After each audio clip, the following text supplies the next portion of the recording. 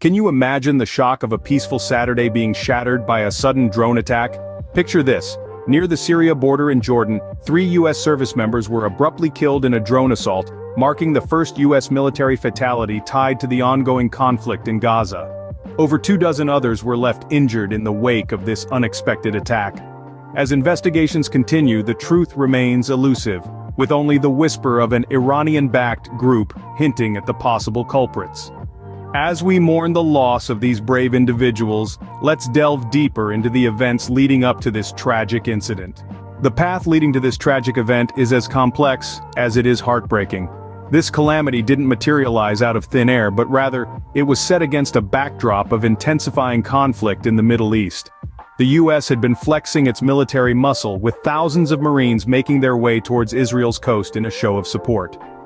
The 26th Marine Expeditionary Unit was identified as the unit heading to Israel, while a rapid response force of 2,000 Marines and sailors were also on standby, ready to provide medical care and advice to Israeli forces. Amidst all this, the tension was palpable between Israel and Hamas. Israel, having declared war against Hamas, had been conducting airstrikes in Gaza, with numerous casualties reported. The presence of U.S. troops was seen as a bolstering of Israel's forces, potentially ahead of a ground invasion of Gaza. In the midst of this escalating conflict, President Biden had a trip planned to Israel and Jordan. A clear demonstration of U.S. support, it was a strategic move designed to strengthen alliances and reaffirm commitments.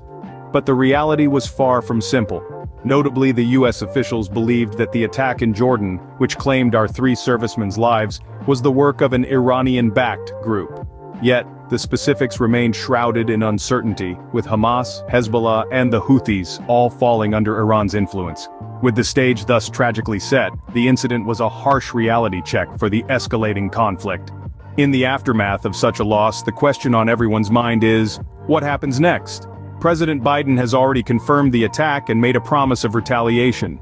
This is not a decision made lightly, but one born out of a commitment to protect American lives and uphold justice. As the United States continues to gather facts about this tragic incident, a thorough and meticulous investigation is underway to identify the group responsible for the attack. Although U.S. officials believe it was carried out by an Iranian-backed group, they have not specified which one yet. The ambiguity of this situation only adds to its complexity, as groups such as Hamas, Hezbollah, and the Houthis are all backed by Iran. In the midst of this turmoil, the identities of the service members who were tragically lost have not been released yet. It is a delicate balance to maintain, the need to respect the privacy of grieving families, while also acknowledging the sacrifice these individuals made for their country. As we remember the brave lives lost, we hope for a peaceful resolution to this escalating conflict. Stay tuned for more updates on this developing story.